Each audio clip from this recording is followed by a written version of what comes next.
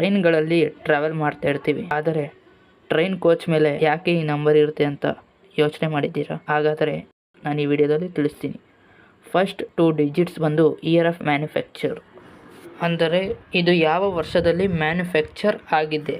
So ಇದನ್ನು ನೋಡುತ್ತಿರೋ 2013 manufacture ಆಗಿದೆ. And ಆ ಕಡೆ ಇರುವಂತಹ 3 ಡಿಜಿಟ್ಸ್ ನಂಬರ್, ಇದು ಯಾವ ರೀತಿಯ ಕೋಚ್ ಅಂದರೆ ಟೈಪ್ ಆಫ್ ಕೋಚ್.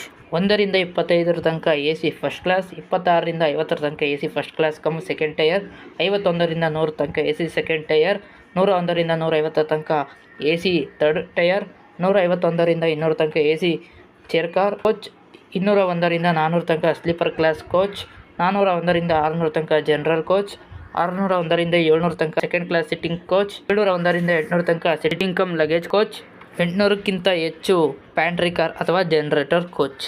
ಸೊ ಇದು ಬಂದು ಸ್ಲೀಪರ್ ಕೋಚ್.